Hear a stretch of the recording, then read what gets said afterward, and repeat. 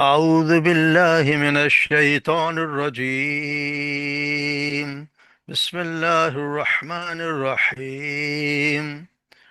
واذكر أخا عاد إذ أنذر قومه بالأحقاف وقد خلت النذر من بين يديه ومن خلفه ألا تعبدوا إلا الله إني يخاف عليكم عذاب يوم عظيم. قالوا أجئتنا لتأفكنا عن آلهتنا فأتنا بما تعدنا إن كنت من الصادقين. قال إنما العلم عند الله وأبلغكم ما أرسلت به ولكني أراكم قوما تجهلون.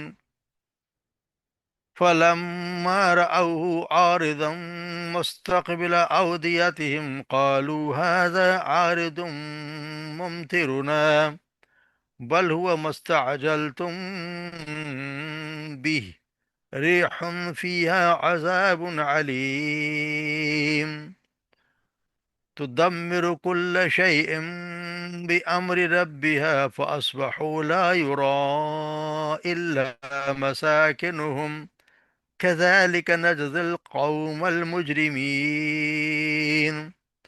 ولقد مكناهم في ماء مكناكم فيه وجعلنا لهم سمعا وأبصارا وأفئدة فما أغنى عنهم سمعهم ولا أبصارهم ولا أفئدة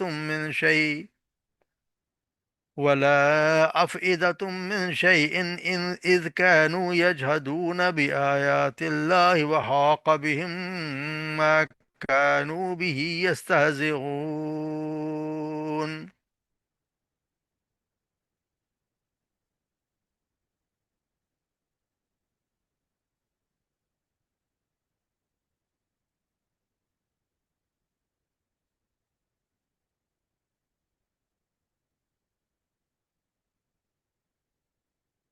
وذکر اخا عاد آپ ان کو سنایا ذکر کیجئے اخا ان کے بھائی عاد کا، یعنی عاد قوم کا نام جس کے بھائی کا ہونا، یعنی ہود علیہ السلام کا کو یاد کیجئے، ان کا ذکر کیجئے۔ انذارا جب انہوں نے ڈرایا قوم اپنی قوم کو بالاحقاف، احقاف میں احقاف اصل میں کہتے ہیں اونچے اونچے ٹیلے، مٹی کے ٹیلے جو پہاڑ کی بلندی تک تو نہ ہو مگر بہت زیادہ اونچے ہوں۔ وقد خلت النذر اور یقیناً گزر چکے اور گزر چکے ڈرانے والے من بین یدی و من خلفی، ان کے آگے سے، ان کے پیچھے، ان سے پہلے بھی ان کے بعد بھی۔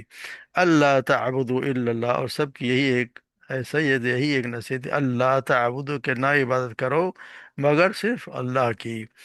انی اخاف علیکم، کہ بے شک میں ڈرتا ہوں تمہارے بارے میں عذاب یوم عظیم، ایک بہت بڑے دن کے عذاب سے۔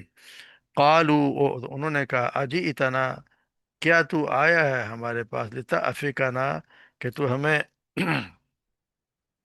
دور کر دے یا ہم ہٹا دے ہمیں ان آلہتنا ہمارے معبودوں سے، فاتنا پس تو لے آ بما تعدنا اسے جس کی تو ہمیں دھمکی دیتا ہے یا وعدہ کرتا ہے، ان کنت من الصادقین اگر تو سچوں میں سے ہے۔ قال تو نے کہا انما العلم عند اللہ، کہ بے شک اس کا علم تو اللہ ہی کے پاس ہے، اللہ ہی کے پاس ہے۔ ابلغکم ما ارسلت بھی، اور میں تو وہ پہنچاتا ہوں جو مجھے دے کر بھیجا گیا، ارسلت جو دیا گیا ہوں میں بھی اسے، ولکنی مگر لیکن میں اراکم میں دیکھ رہا ہوں قوما تجہلون تمہیں ایسے لوگ جو جاہل ہیں، جہالت کیا یعنی کہ تم لوگ جہالت میں مبتلا ہو، میں تمہیں دیکھ رہا ہوں۔ فلما رأوا عارضاً، پر جب انہوں نے دیکھا عارضاً بادل کو، مستقبل اودیات میں جو بڑھ رہا تھا، آ رہا تھا ان کے وادیوں کی طرف، تو انہوں نے کہا، مستقبل آتے ہوئے انہوں نے کہا حاذا عارض، یہ ہے وہ بادل ممطرنا جو ہم پر برسے گا۔ بلکہ ہوا مستعجل تم ہی، بلکہ یہ وہ چیز ہے جس کے تم جلدی مچا رہے تھے، جس میں جلدی طلب کر رہے تھے۔ ریح، ایسی ہوا، فیہا عذاب علیم، جن میں دردناک عذاب۔ ریح، جہاں بھی ریح آتا ہے نا واحد، وہ ہمیشہ عذاب کا ہوتا ہے۔ اس کی جو جمع آتی ہے ریاحن، وہ ہوتی ہے خوشخبری والی میں، ریح جہاں بھی آتا ہے وہ عذاب ہی ہے۔ ریح فیہا عذاب علیم، وہ ہوا جو جس میں دردناک عذاب ہے۔ تو دمر کل شے، وہ تباہ کر دے گی ہر چیز کو، تہس نہس کر دے گی ہر چیز کو، بے امر ربی، اپنے رب کے حکم سے۔ فحسبہ لا یرا الا مساکن، اور نہ وہ رہے میں کہتے کہ وہ کو دیکھتے الا مسا، یہ ہے صرف وہ ان کے رہنے کی جگہ، یعنی ان کے گھروں کے سوا کچھ بھی دکھائی نہ دیتا تھا، یعنی ایسے وہ تباہ ہوئے۔ کذالک نجزی القوم المجرمین، اس طرح ہم بدلہ دیتے ہیں مجرم لوگوں کو، مجرم قوم کو۔ وَلَقَدْ مَكَّنَّاهُمْ، اور یقیناً البتہ مکناہم، ہم نے بسایا یار، ہم نے قدرت دی تھی انہیں، فی ما ان مکننا، ان چیزوں کی، ام مکناکم فی، جس کی ہم نے نہیں دی تمہیں، وہ چیز ہم نے نہیں دی۔ وجعلنا، اور ہم نے بنایا ان کے لیے سمعا و ابصارا، ان کو ہم نے کان دیے، آنکھیں دی، اور دل دیے۔ فما اغنا عنہم سمعهم ولا ابصارهم ولا افئدہ، اور نہ کام آیا ان کے سماعت، نہ ان کے بصارت، نہ ہی ان کے دل، من شر، کسی بھی چیز سے کے مقابلے میں، اذ کانوا یجہدون، اور جب وہ اس کے بارے میں انکار کرتے تھے، یعنی اللہ کی نشانوں کے لیے وہ انکار کر دیا ہر چیز کا، انہوں نے کچھ بھی جب بھی کوئی انکار کرتے تھے اللہ کی آیات کا۔ وہ حاق بہم ما کانوا بھی یستہزئون، اور گھیر لیا ان کو اسی عذاب نے جس کا وہ استہزاء کرتے تھے، مذاق اڑایا کرتے تھے۔ تو یہاں اللہ تبارک و تعالیٰ ایک بستی کی مثال دے رہا ہے، مشرکین مکہ کو اصل میں سمجھانے کے ہر طریقے سے ان کو سمجھایا جا رہا ہے کہ کسی طرح ان کو بات سمجھ میں آ جائے۔ تو اللہ تبارک و تعالیٰ یہاں پہ ایک عاد، جو بہت سب سے کہتے ہیں اس زمانے کی ہے، وہ بس اتنی طاقتور قوم تھی، جیسے کسی کو کہہ دو گا ہم جیسا کسی کو نہیں بنا، اللہ نے کسی کو ایسا نہیں بنایا۔ وہ اتنے زبردست طاقتور لوگ تھے کہ ایک ایک انسان اتنا لمبا تگڑا ہے کہ وہ ایک درخت کو بھی اکھاڑ دیا کرتا تھا، اور بہت جس طرح کھجور کے درخت ہوتے اسی طرح کے وہ لوگ ہوا کرتے تھے۔ تو ان کے سامنے ذکر کیا جائے، اور یہ قوم اس کو سب جانتے تھے، عرب والے بھی نا، ان کے سے بہت مشہور تھی یہ۔ تو یہاں یہ فرمایا جا رہا ہے کہ عاد کے بھائی سے یہاں پہ مراد حود علیہ السلام ہے۔ تو کو آخا، تو ان کے بتایا جا رہا ہے کہ ان کو یاد کیجئے۔ عرب کی قوم کے عرب قوم سب ان کو پہچانتی تھی، اور یہ حود اور صالح السلام کا زمانہ ابراہیم السلام سے بھی پہلے کا ہے۔ تو سرداران قریش جو اپنے بہت بڑا زوم رکھتے اپنے بڑائی کا، انہیں قوم عاد کا قصہ سنایا تاکہ ان کے جو سرزمین اس زمانے میں، سرزمین میں وہ سب سے زیادہ طاقتور قوم تھی۔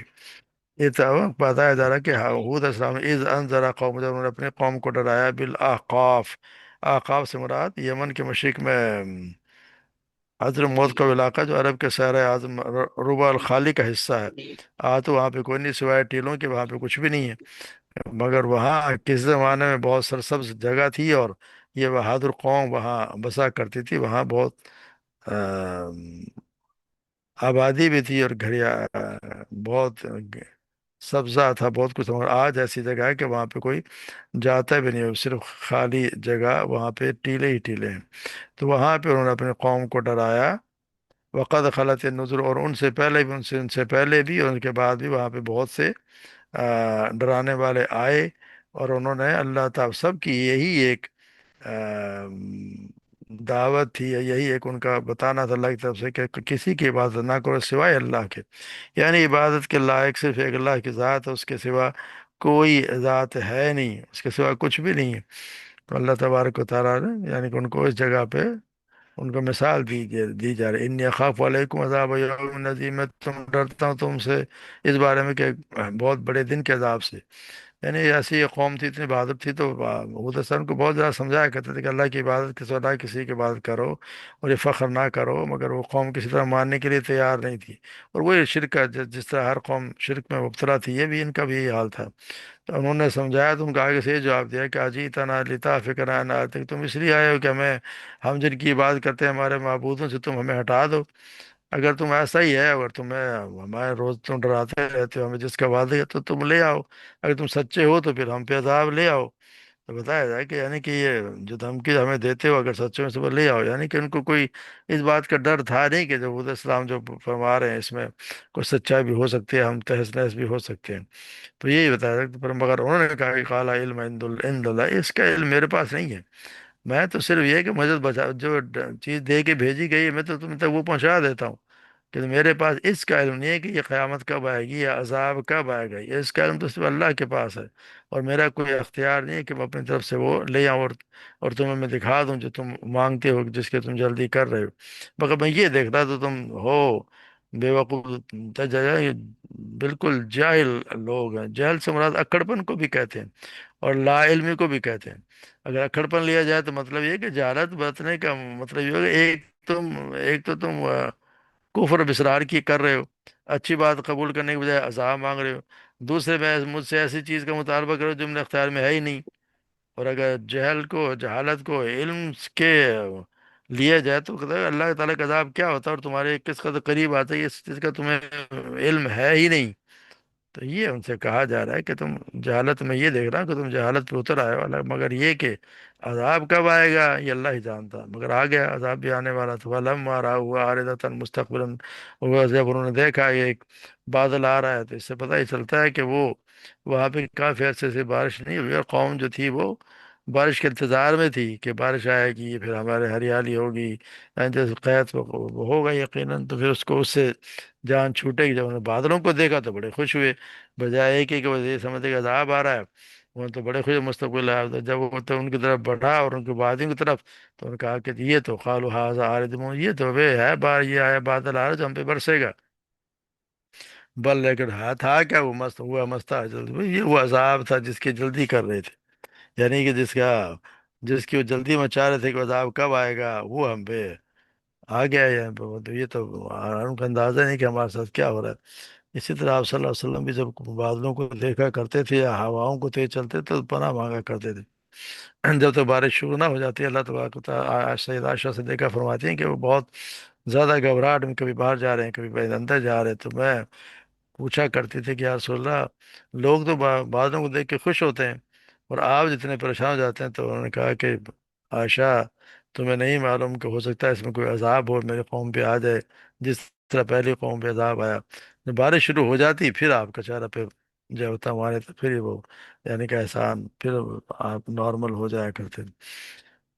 تو یہی بتایا بس بہو وہی پھر اللہ تبارک و تعالیٰ نے وہ ری بھیجی، وہ یار اس میں وہ عذاب آیا جو عذاب علیم. وہ ہوا اس میں وہ اصل میں وہ ہوا بہت تیز آندھی تھی، آندھی کا وہ طوفان تھا جو وہ ان کو لگ رہا تھا کہ بادل وہ آندھی کا طوفان تھا. اس نے ہر چیز کو مٹا کے تہس نہس کر کے رکھ دیا اپنے رب کے حکم سے. اور وہ اس طرح ہو گئے جیسے تو آپ دیکھیں اس میں کچھ بچا ہی نہیں سوائے ان کے گھروں کے.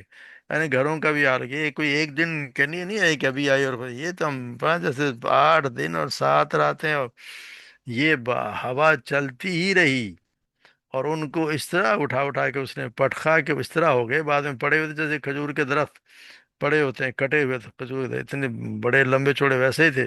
تو ان کی ہوائیں اٹھا کے اوپر لے جاتے ہیں زور سے پٹخ دیتے ہیں، اتنی تیز ہوائیں تھیں. جو جہاں بھی گھسا حالانکہ یہ اس میں پہاڑوں میں بھی اگر کوئی گھس گیا جہاں جہاں بھی ہوا پہنچی اس کو نکال لائی. تو ایسا عذاب ان پہ ہے کہ آپ دیکھتے ہیں ان کو کہ وہ صرف ان کے اجرے بجرے گھر پڑے ہوئے تھے ان کو آپ اس کے علاوہ کچھ بھی نہیں دیکھیں گے. یہ خود ان کی لاشیں پڑی ہوئی تھیں. مگر قضا لیکن نزل ہوا مگر قوم جو جرم کرتی ہے پھر قوم کو اللہ تبارک و تعالیٰ کہتے ہیں ہم پھر ان کو ایسی ہی سزا دیتے ہیں. اور پھر ان کو ان سزا نے قریش کو سمجھایا جا رہا وَلَقَدْ مَكَّنَّا فِي مَا أَن مَكَّنَّاكُمْ فِيهِ، ہم نے ان کو وہ کچھ دیا جو تمہیں نہیں دیا. یعنی وہ ایسی نہیں تھی قوم کے تمہیں تو وہ دیا ہی نہیں جس پہ تم اکڑ رہے ہو. تمہیں تو وہ چیز جو جو کچھ ان کے پاس تھی، جو ان کے پاس مال و دولت تھی، طاقت تھی، اقتدار تھا، تم تو ایک صرف مکہ کی حد تک محدود ہو، تمہارے پاس کچھ بھی نہیں ہے.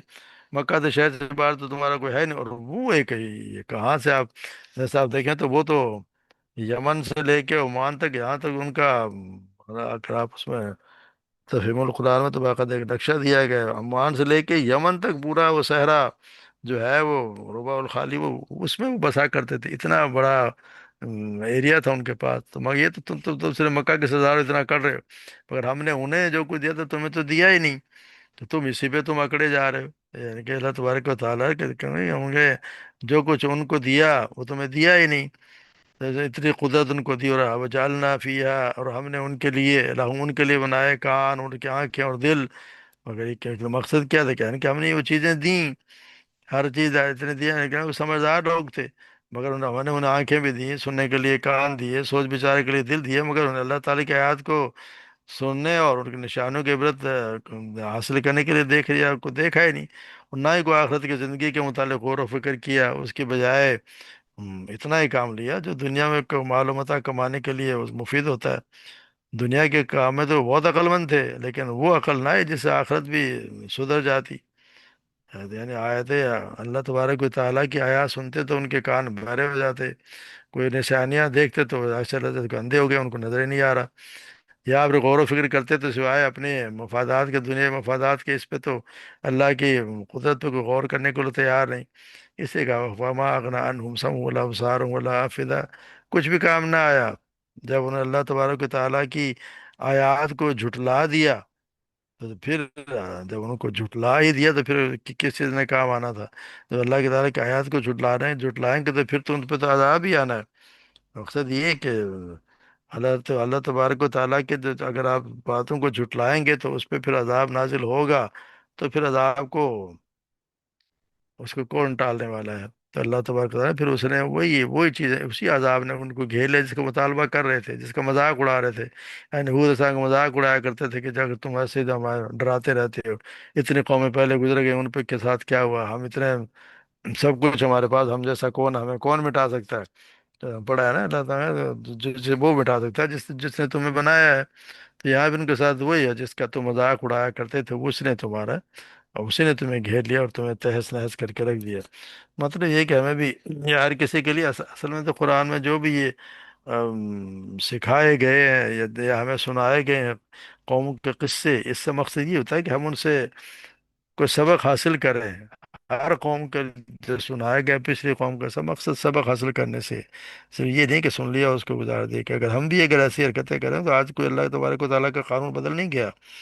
ہاں اللہ تو یہ ضرور ہے کہ پوری قوم کو اللہ تبارک و تعالیٰ اب نہیں مٹاتے، مگر پھر بھی عذاب آتے رہتے ہیں، جیسے ہر ملک میں آپ دیکھ لیں عذاب آتے ہیں، ہم پہ کتنا عذاب ہی عذاب ہے، اگر ہم سوچ کوئی نہیں رہا، اس طرف کوئی نہیں جا رہا کہ کیا ہم پہ یہ ایسی مصیبتیں کیوں آ رہی، ہر انسان پریشان ہے، کتنے حالات خراب ہیں، ہر طرف کوئی نہ جان نہ مال نہ عزت کوئی محفوظ نہیں ہے۔ تو یہ حالات وجہ ہمارے کرتوتوں کی وجہ سے ہوتی ہے، تو ہمیں چاہیے کہ اپنے آپ کو ٹھیک کریں، اللہ تبارک و تعالیٰ کے جو قرآن میں اللہ تعالیٰ نے نازل کیے ان احکامات کو مانیں، اور آپ صلی اللہ علیہ وسلم کے فرمودات پہ عمل کریں، اور اپنی زندگی کو اسلام کے مطابق ڈھالنے کی کوشش کریں، ہم کوشش تو کم سے کم انسان کرے نا، اور دعا کرے اللہ سے، تو یہ کوشش بھی کرے اور دعا بھی کرے تو اللہ تبارک و تعالیٰ کو ایسے کام کو آسان کر دیتے ہیں جس میں پھر انسان اسی کے مطابق اپنی زندگی گزارنے لگ جاتا ہے، اس کے لیے آسان ہو جاتا ہے۔ اللہ تبارک و تعالیٰ ہم سب کو توفیق دے اور ہم سب کو ہمت بھی دے، وما علینا الا البلاغ۔